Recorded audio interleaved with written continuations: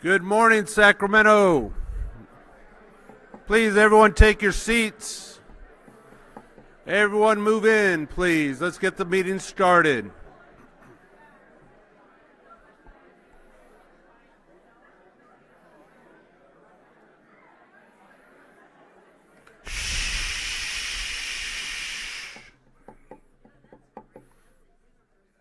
Yeah, it's our natal instincts. Yeah. Yeah, just like Mom used to do, to quiet everyone down. Please, everyone, take your seats. Good morning, everyone, and welcome to SAR's main membership meeting. My name is Franco Garcia, and I'm honored to be here as your 2017 SAR president. It's time to get down to business. First thing, please, everybody take out your electronic devices and put them on silent. We'll give you 10 seconds to do that, because I do come around and I do ask for the $25 for scholarship. So let that be known. At this time, I'd like to invite Linda Wood, your 2017 President-elect, to lead us in our Pledge of Allegiance. Please stand.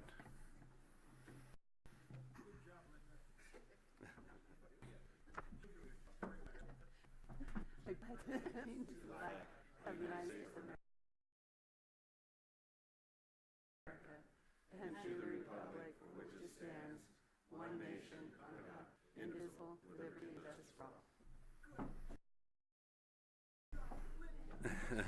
Thank you, Linda. Please be seated. We have a very special program planned for you this morning. A legal update with Gov Hutchinson, the Assistant General Counsel, Staff VP of the California Association of Realtors. Mr. Gov Hutchinson is Assistant General Counsel and Staff Vice President of the California Association of Realtors. He has been with C.A.R. since 1985 and manages C.A.R.'s Member Legal Service Program in Los Angeles. Gov advises realtors through the hotline on all aspects of real estate law and trains and supervises other hotline attorneys. So anytime you call the hotline and you get put on hold, that person is like, Mr. Hutchinson, I got a question for you. Yeah. He's the one in charge. He will be returning to SAR on May 11th to teach his popular residential purchase agreement class. Please help me welcome Gov Hutchinson. Thank you. All right, good morning. Apologize for my voice. I'm getting over something, you know the feeling. Nice to be here a day earlier than I usually come this week, which is great. I can participate in Ledge Day, which I've never done before in my life, believe it or not, 32 years. So that'll be great. Yeah, I'm looking forward to that. And I'll be back again next week. I think there's still vacancies for the class if you're interested. Maybe. I don't know. Anyway, I'm here to update you. What do you want to know? You want to know new laws, new forms, and new cases, and maybe new ways realtors are getting in trouble that they should avoid. You know what the latest trend is? Realtors bad-mouthing other realtors on social media. This is grounds for libel and slander, you know. Just because it's social media doesn't mean you're exempt from, you can't say bad things. Or people badmouth their clients. Boy, I'm doing this deal with this jerk over at my, you know. And your client hears about it, and you have a problem. Anyway, what else is going on? All right, let's start with laws, then we'll do forms. What's the most important law this year? Of course, obviously, marijuana's legal. Yeah, no, just kidding. Not the most important new law, by the way. But you may not know, not only was there Prop 64, but there's another whole new California law coming in regulating medical marijuana also. So there's going to be a new licensing procedure. So we're going to get a Q&A out probably in a couple weeks detailing everything. I don't think many of you are in that business, but it does affect real estate a little bit. By the way, you know Prop 64 doesn't say we can do whatever we want. You know what it says? It says you can have 6 plants if you're 21 or older. And the landlord can still say no. The homeowner association can still say no. The city can still say, all right, you can have your 6 plants, but you got to grow them inside. And $25. Who owes $25? $25. Anyway, the city can say you can't sell it. The city can say you can't grow it outside. And the city can say you can't smoke it outside. So your only absolute right is to have 6 plants inside. Now, is that 6 per house or per person? It's per person, so get more roommates, better part. By the way, what if a landlord allows smoking, but one of the other tenants complains, I'm getting high and I don't even want to because of the guy next door? Well, then the landlord would have a responsibility to make people stop, even if they allow it. You know what I mean? So anyway, there's a lot of repercussions about this.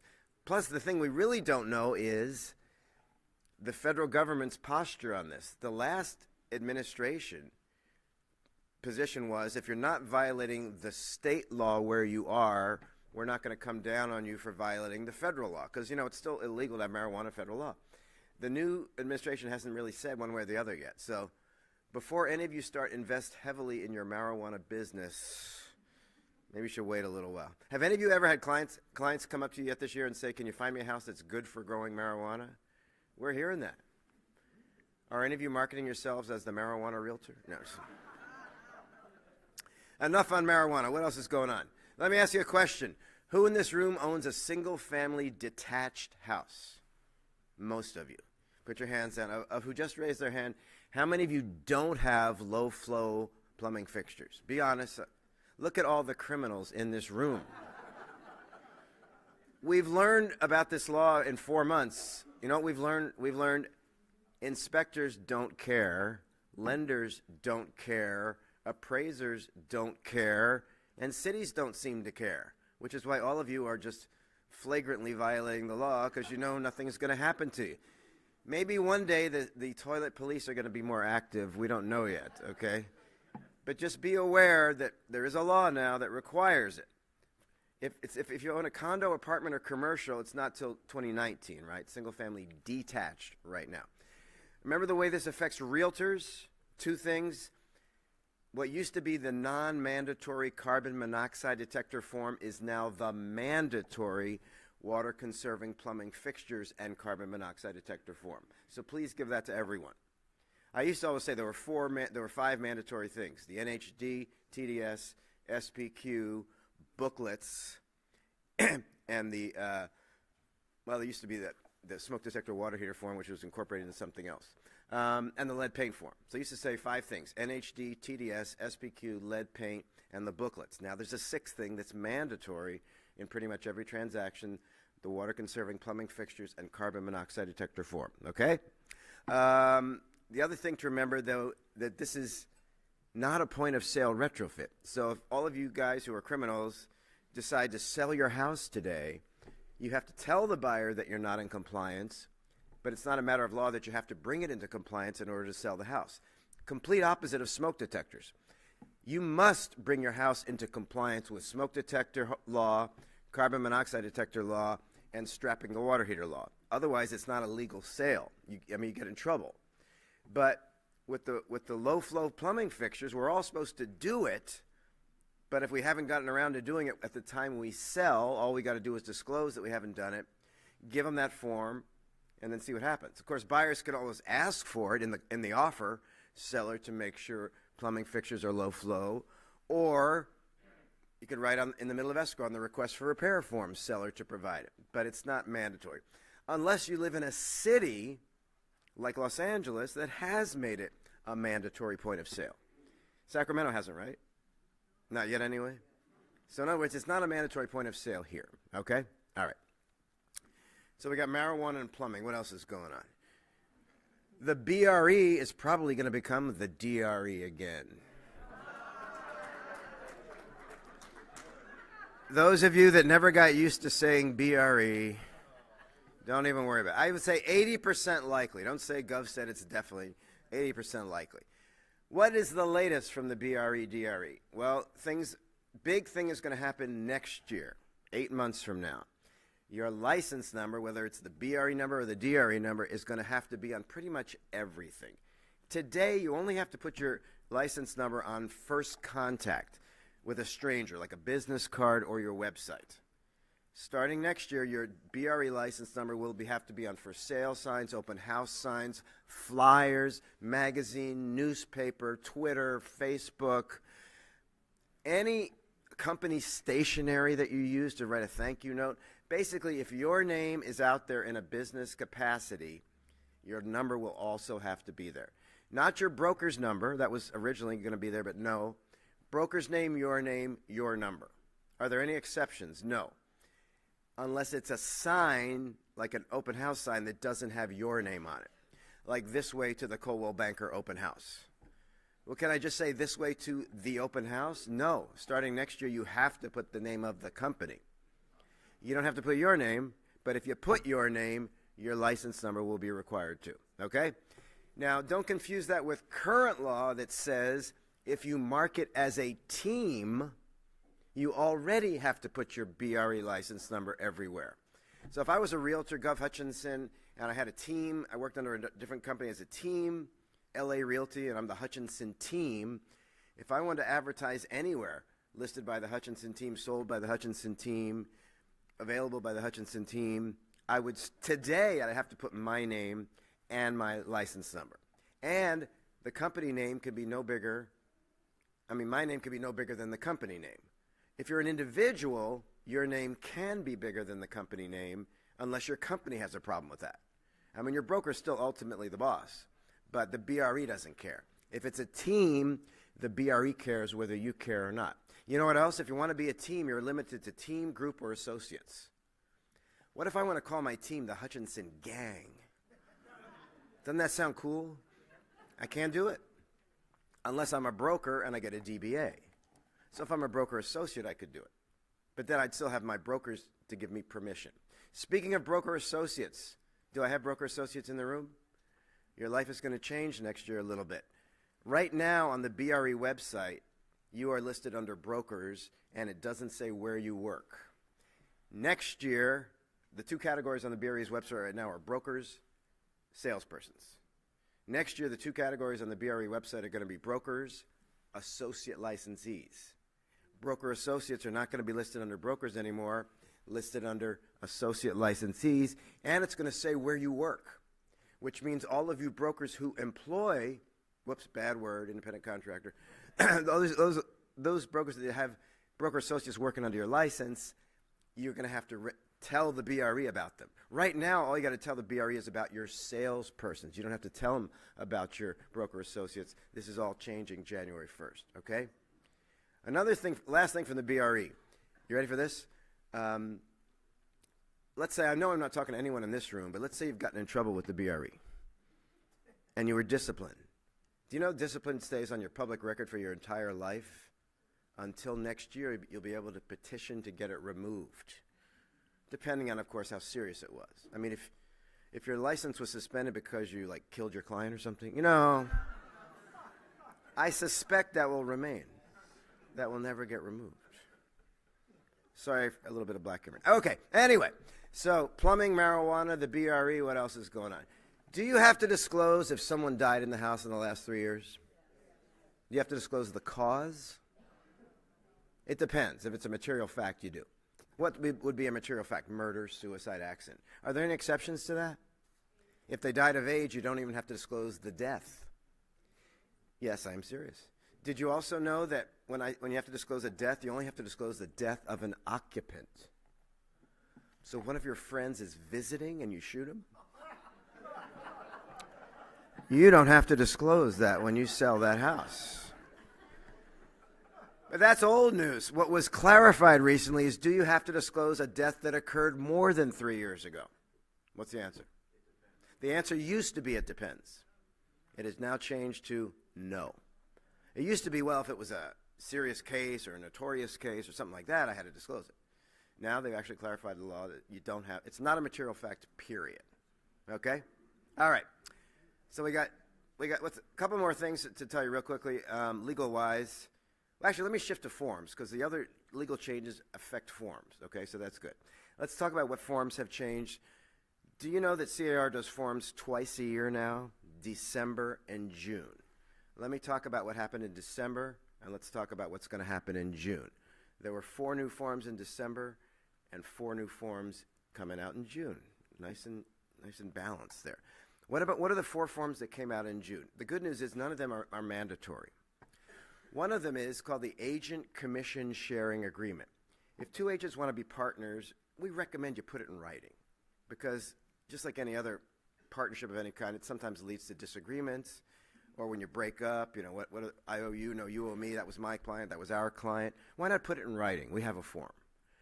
Remember, there was a big case last year that said agents, number one, can enter into these types of arrangements verbally. And the other thing is you can be deemed a partner with an agent in a different company, which to me is so weird. You're partners with someone who's under a different broker. But if you do that and you do a deal, that agent at that other company is entitled to part of your commission, which means your broker has to pay an agent in a different company just because you entered into a partnership agreement. So all of you brokers, what I'm telling you is don't let your agents put it in your company policy. You will not enter into a partnership agreement without my permission, especially with an agent in a different company. Plus the verbal thing, remember, next time you're out drinking with your realtor friends, you put your arm around your buddy and say, I bet we'd work really well together. The other person sitting at the table is going to testify, I heard them enter into a partnership agreement. And now you've got to share half your commissions until you terminate that agreement. So I would use the agent commission sharing agreement. What if there are more than two of you? You're part of a team. I recommend you enter into some type of team agreement. We don't have that form yet. It's coming. It's coming. All right. What else happened last month? Couple things. Do you ever get multiple offers on your listing? Let's say you get 5 offers, and you give them all to your seller, and your seller says, wow, I got to read all that? Can't you, summarize each offer for me? Do you know we have a form now? Summary of offer. It auto-fills.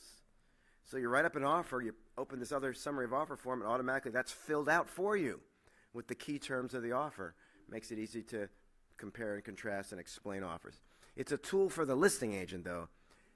So you'd have to ask the listing agent to give you a summary of offer form for you to be able to have it to help you as a listing agent. Well, what if you get 5 offers and you get 5 one-page summaries of offer, and then the seller says to you, is there any way you can summarize the summaries for me? As a matter of fact, yes. There's another form called the summary of multiple offers, which has room for 5 columns to summarize each offer. So you've turned 50 pages into 1 page. Isn't that beautiful? You don't have to use it if you don't want. Last form that came out in June is a form we don't want you to use. Ooh, why would you do that? Well, listen to the form and then I'll explain. It's called the Buyer Early Occupancy Addendum. You know what I'm saying, right? It's a bad idea for the buyer to move in early, right? Do you know why it's so bad? From the seller's perspective, you know why it's bad, because buyer moves in, buyer doesn't close. Now what do? You're stuck with this person. But did you know it's even worse from the buyer's perspective? Do you know under California law, if you're an escrow to buy something and you move in early, you assume the risk of loss to damage to the property? So if you're closing on Friday and you move in Monday and there's a fire on Wednesday, buyer must pay for the entire repair. And they don't have insurance, do they? Because they're not even on title. Do you see why it's a bad idea to move in early? So why are we coming out with a form to facilitate this? Wait till you see the form. You know what it says right on the front page of the form? Don't use me. It says if you're using this form, you're going against the advice of your realtor. So in other words, this is the form to give to someone if you've tried to convince them it's a bad idea and they're going to do it anyway. Well, then at least sign this form. Actually, by the way, there's an intermediate step, which is not as good as that, but not as bad as doing it. And that's having the buyer move in early and sign a rental agreement. It's called the interim occupancy agreement, because when you move in as a tenant, you don't get that risk of loss burden on you, okay? So the best thing to do, I think, would be convince them not to do it. The second best would be have them do the interim occupancy agreement, and the third best thing would be, well, I'm going to give you this form telling you not to do it, okay? Any other new forms came out in June? I already told you the carbon monoxide detector form is now the water conserving plumbing fixtures and carbon monoxide detector form. And also, I think you've all noticed this, speaking of plumbing fixtures, there's now a question on the seller property questionnaire, number 11, that says, seller, are your plumbing fixtures in compliance with the law? What if the seller comes to that question and then they don't know? Can they just write on the answer, I don't know? Our interpretation of the law is that's not a sufficient answer. They have to make a good faith effort to figure it out. So, of course, they're going to come to you, the listing agent, and say, do you think my appliances are okay? What's the proper response from you? Do I look like a plumber? That's the proper response. You're right. You're right. I don't know is the proper answer. Have a plumber you can refer them to. It's not your job to know. And by the way, anyone with a stopwatch and a bucket can figure out if their appliances are okay. Because on that form I mentioned, it shows you, it tells you 2.5 gallons per minute shower, 2.2 gallons per minute faucet, indoor faucet, 1.6 gallons per flush toilet. Okay. All right. Let's move on to the forms about to come out in June. Once again, 4 new forms. Once again, no really big deal forms. One of them reflects a new law. There's a form coming out called the bed bug form. Do I have any landlords in the room? I'm talking to you. You got to give this form to every tenant starting in July.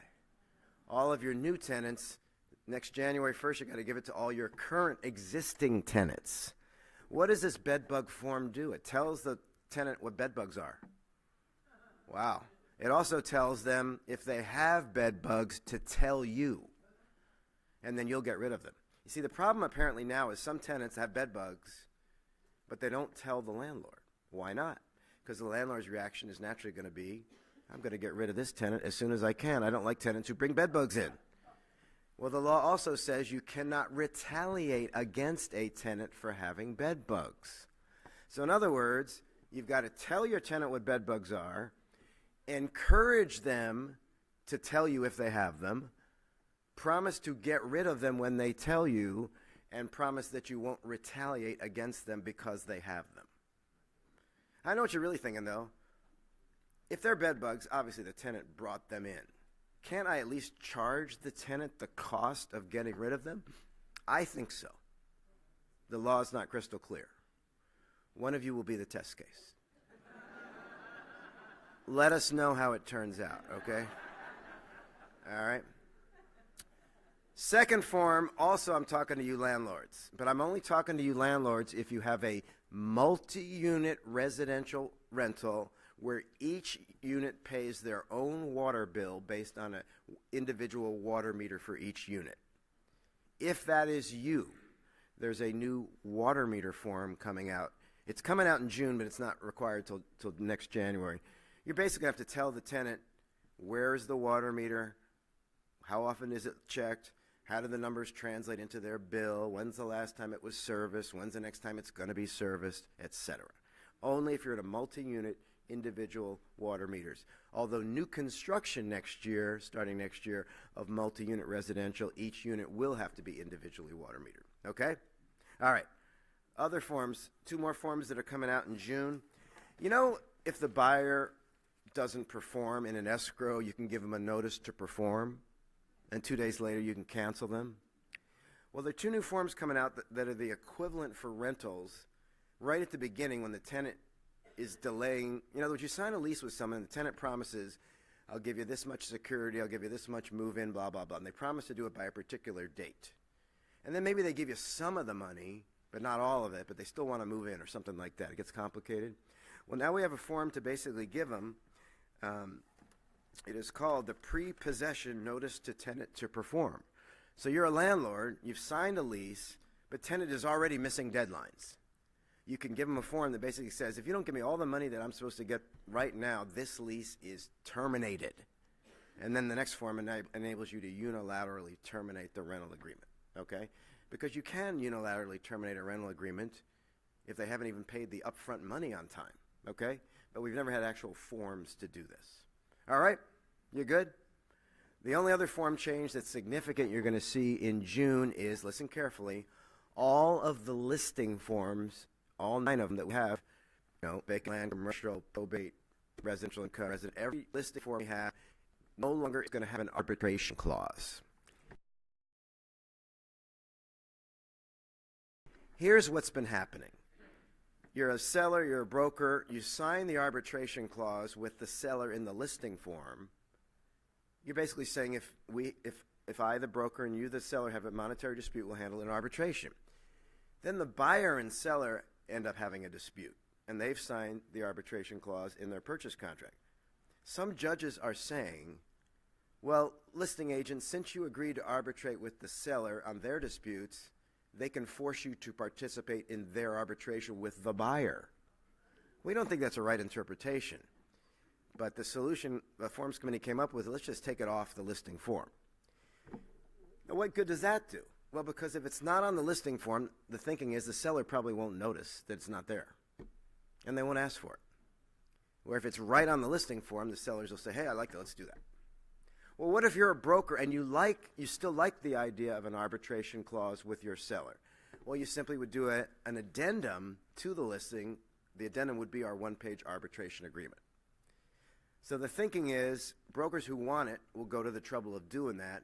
Brokers who don't, who just won't say anything, and the sellers probably won't bring it up. Maybe that's a faulty assumption, but that was the assumption of the Forms Committee. Okay? You with me on that? All right. Those are pretty much the forms. Those are pretty much the laws that you need to know about. What I want to finish up with a couple of interesting things. Have you ever submitted an offer and you don't really get a response? I mean, they don't counter it. They don't accept it. They don't reject it. You hear nothing. And then all of a sudden the house is in escrow. And it's an escrow for less money than your buyer was willing to pay.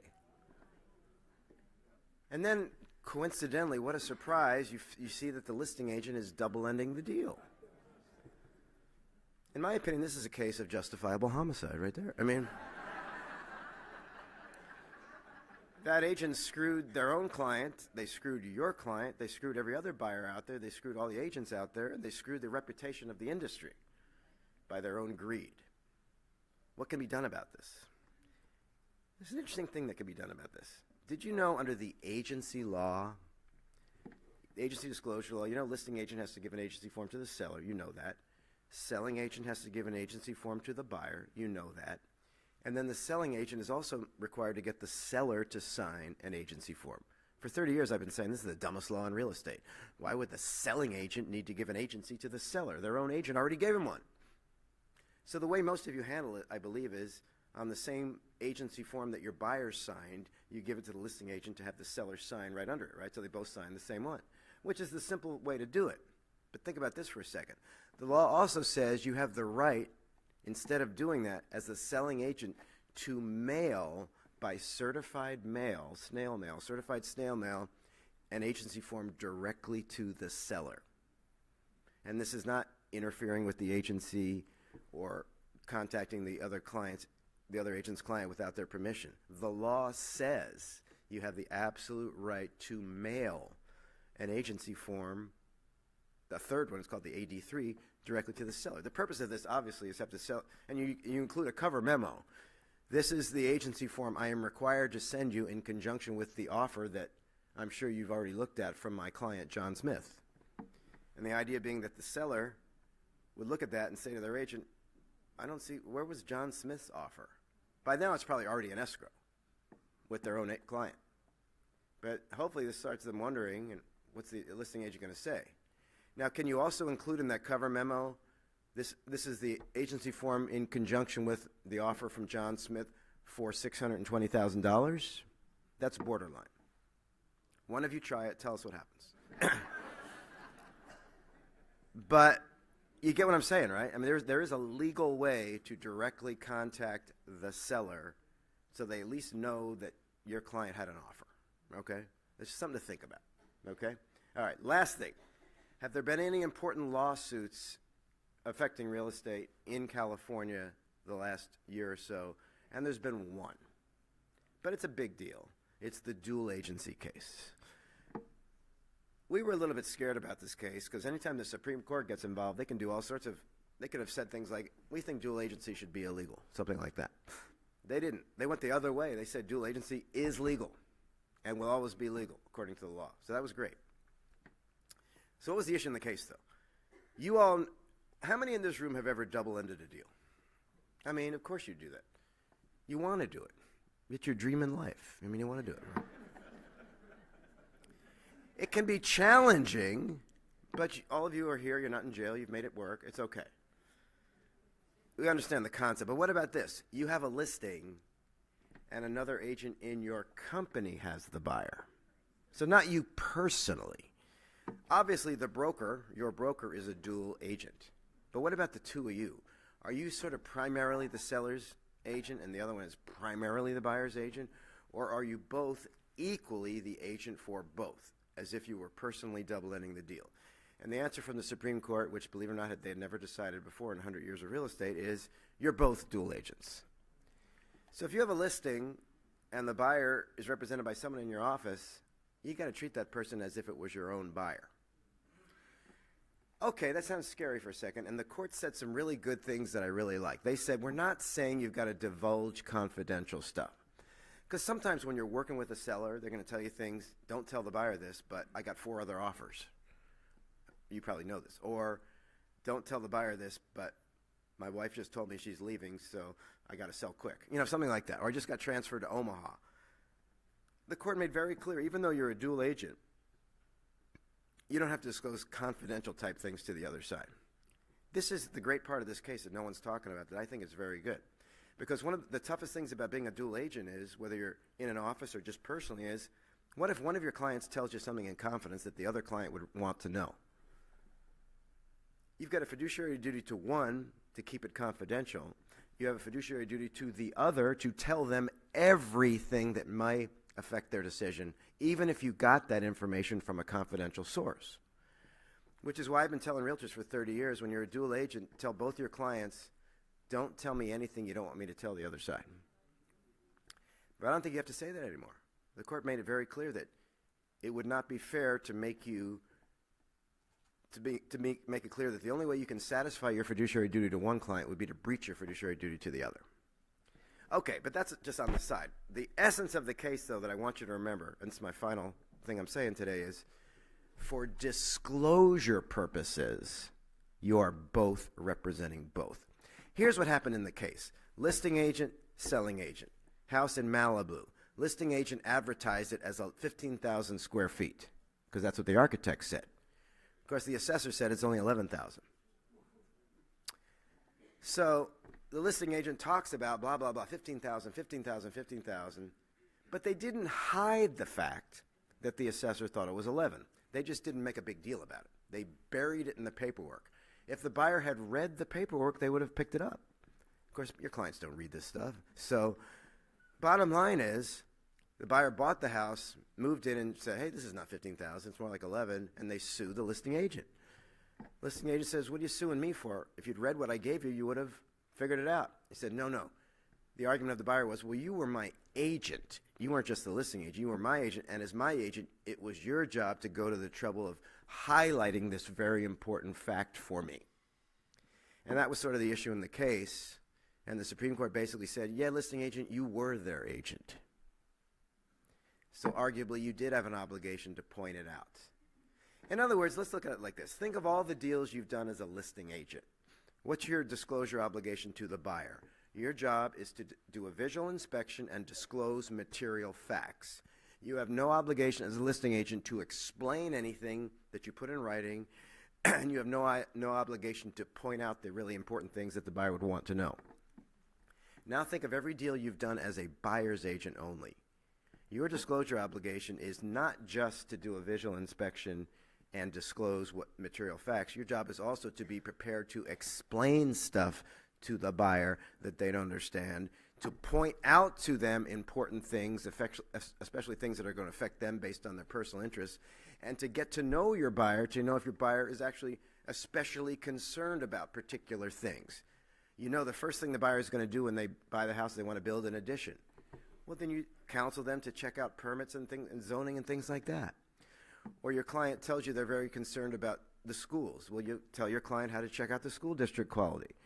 Or your client is very concerned about pets and they're buying a condo. The listing agent's job is to make sure the buyer's agent receives the rules and regulations. The buyer's agent, who knows your client has 2 dogs and they know some associations don't allow dogs, your job would be to sit down with the buyer, find the pet restrictions in the rules, and look at them together and say, oh, look, you can only have 1. Which one are you going to get rid of? You know, something like that. You get what I'm saying? I mean, I think you all sort of understand this. As a buyer's agent, your disclosure obligation is stronger than the listing agent's. Well, in this court is saying when it's a dual agency within a company, you're both the buyer's agent. So it's almost like listing agent, you got to have a conversation with the buyer's agent and say, is there anything particular special about this buyer that we should be focusing on and explaining and highlighting to them? I mean, maybe you work in a good company and you know that the selling agent on the other side is a very good agent who's probably already doing this. But the point is, listing agent, you have liability now too. So you might want to at least talk to them. And you know what? It's a great form that I love. It's called the BMI, the Buyer Material Issues Form. You give that to the buyer, and you ask them to put in writing what's important to you. And the buyer can never come back later and say, you knew it was real important to me about the noise level and the pet issue. How did I know that? I told you. I don't remember that. Well, if you give them the Buyer Material Issues Form, they can list, this is what I'm particularly concerned about when buying a house. And then you're on notice. See what I'm saying?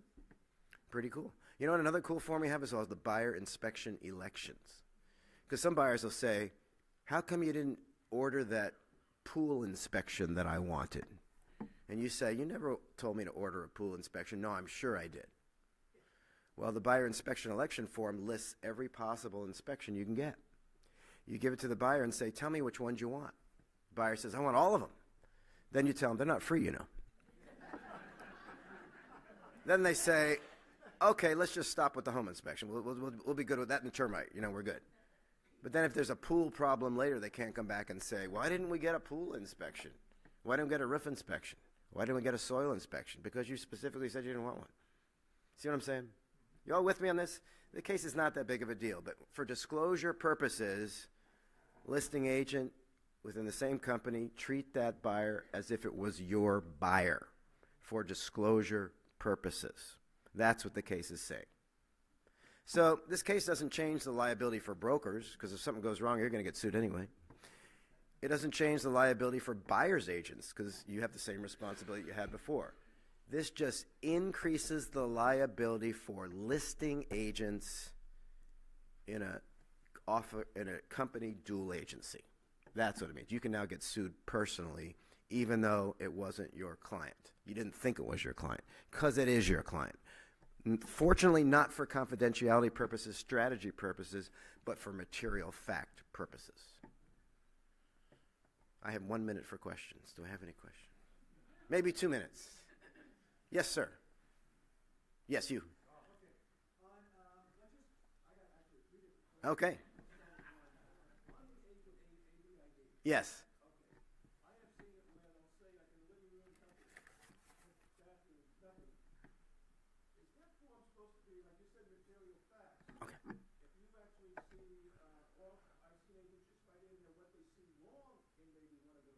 Right.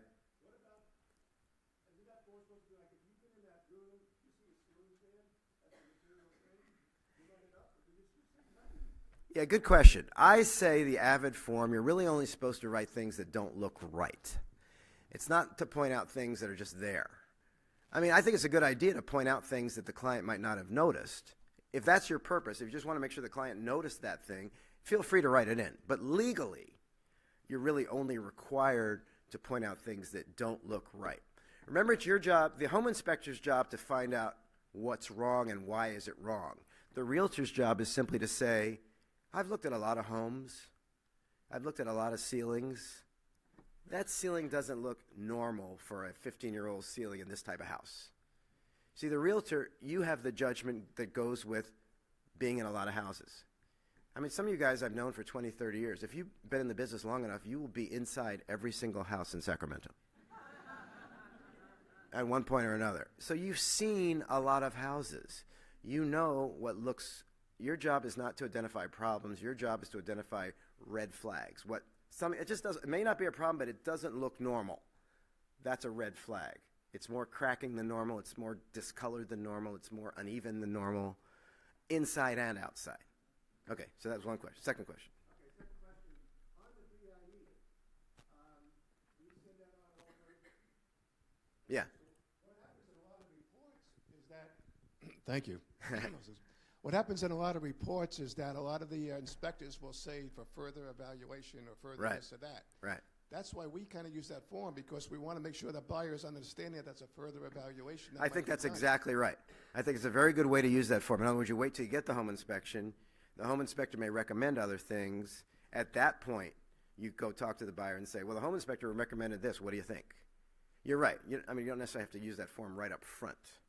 Okay, I just had a listing where I had 20 offers on the property. I used that Summary of offer form? summary, Yeah. It only allows you to put 5. When I try to go to the 6 to 10, there is no form for 6 to 10 or 11. You got to use 4 different forms for your 20. But I had to cross out 1, 2, 3, 4, 5, and put 6, 7, 8, 9, 10, and 10, Yeah, 11. you're right. We need Is a there a way form. we can get that where? Talk to the forms committee. Yes, that's a good question. I just had to go. I mean, I had to deal with 3 different. I will systems. pass that along. I'll pass that along. Okay, thanks. Well, he had 3 good questions. Does anyone else have? Ma'am, up here, we have a nice lady up here. Look at this guy. He's even going to deliver the microphone. What a guy. Are you guys ever going to do anything about the HOA? I had one HOA company charge $800, and I heard even $1,300. What is the exact rule on how much they're supposed to charge? That's a very good question. Here's the problem. HOAs typically charge you for 3 things: transfer fees, giving you the required documents, and giving you other stuff. For the transfer fee, they're only allowed to charge you their out-of-pocket cost. Should be $20. To give you the mandatory documents, CC&Rs, articles, bylaws, budget reserve study, they're still only supposed to charge you out-of-pocket. Should be $20. So how do they charge $800? Because in our contract, the buyer asks for other things. 12 months of minutes. Is the association involved in litigation, pet restrictions, smoking restrictions, contact information, parking spaces, storage spaces? Face it, this is stuff the buyer wants to know, right? If I'm buying a condo, I want to know if my association's in litigation. I want to see the last 12 months of minutes, because that tells me they're talking about a big assessment they're going to do. I want to know the pet rules. I want to know the parking rules, et cetera. The problem is, under current law, they can gouge you for that information. So the next step is we got to come up with the next law would be to limit what they can charge you for providing documents that aren't actually required in the civil code, but that the buyer wants contractually. So that's the next, we're trying to do that. Maybe one day you won't get gouged by HOAs, but not yet.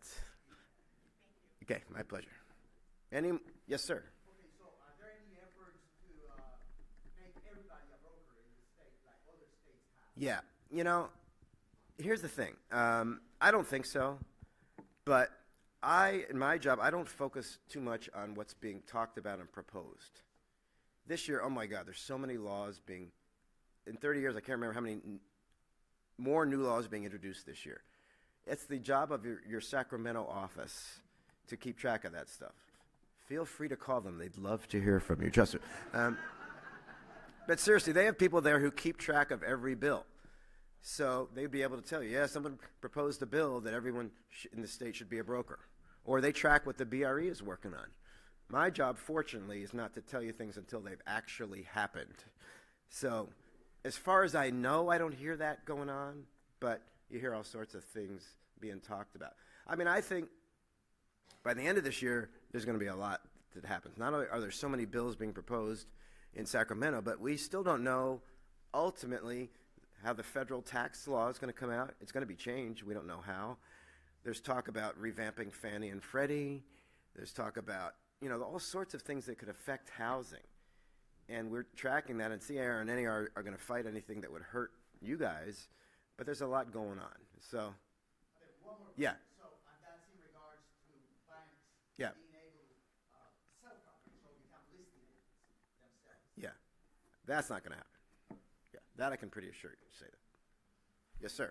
So we know that there's a 3-year expiration timeline when someone passes away, you don't have to disclose. Correct. Is there something like that for significant repairs done on a property? Very, very, very good question.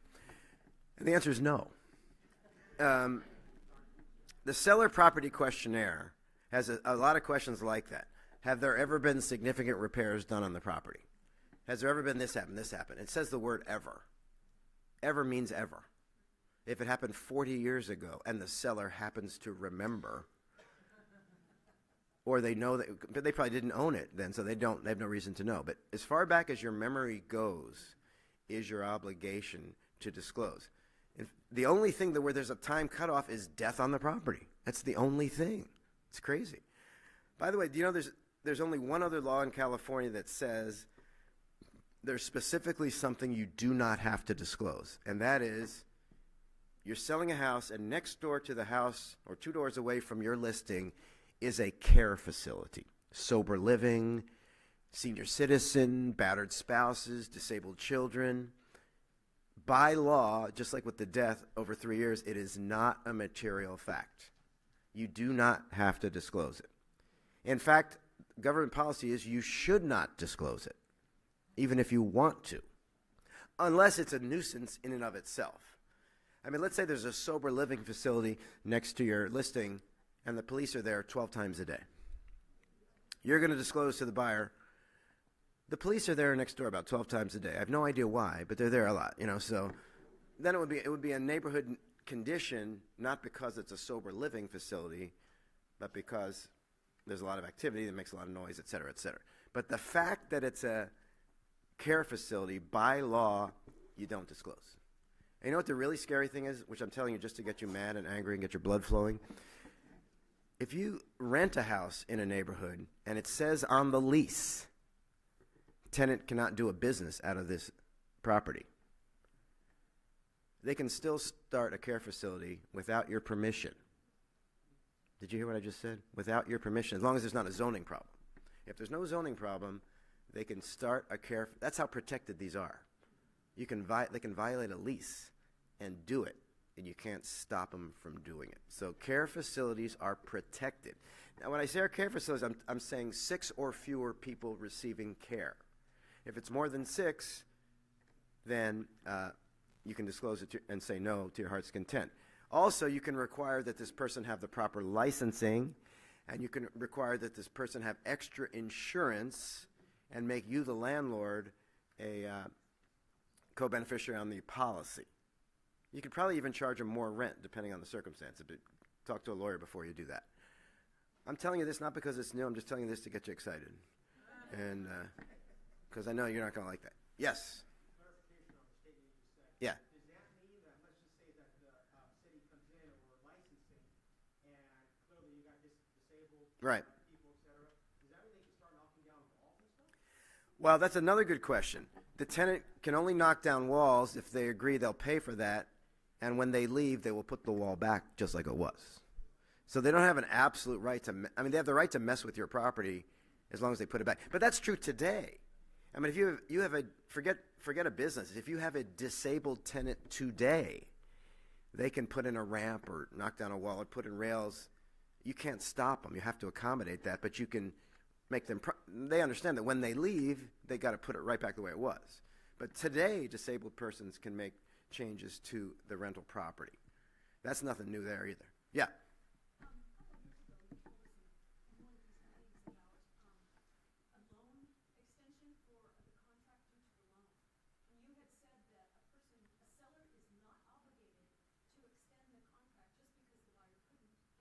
Exactly. Right. In other words, the contract has a closing day. And if the buyer can't close on time, the seller can cancel the deal after giving them a demand to close. It doesn't matter what the reason is, unless it's the seller's fault. But even though the buyer is doing everything humanly possible to close, it's completely out of their control. It's the lender that doesn't force the seller to extend the time. Yeah. That's true. Yes. I'm sorry, you'll next. Yeah.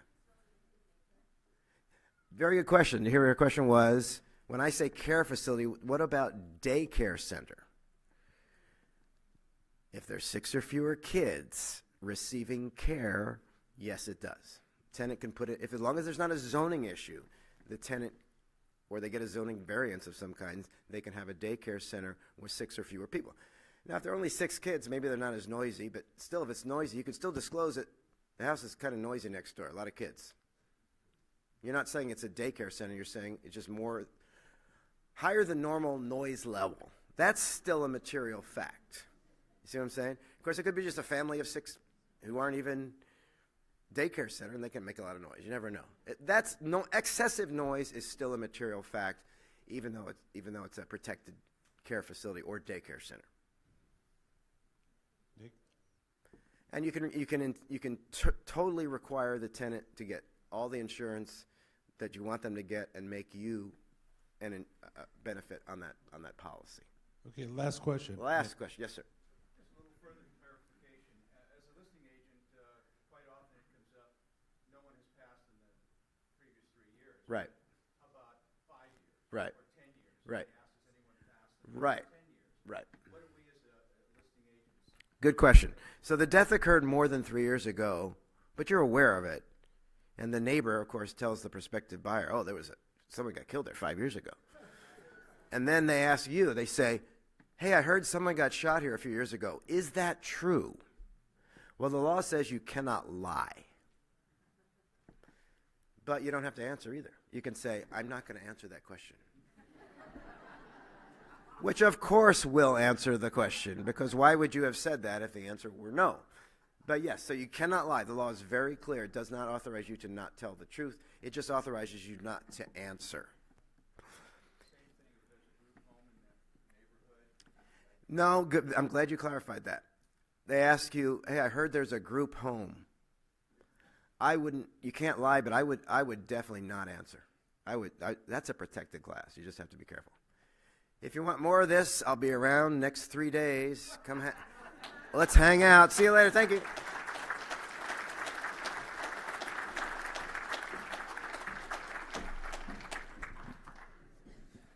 Great information there. Thank you, Gov. Now we'll be sharing the tech tip video.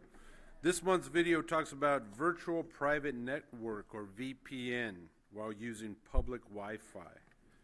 All of these videos will be archived on the Sacramento Association Realtors website for future reference. Take a look at this month's video.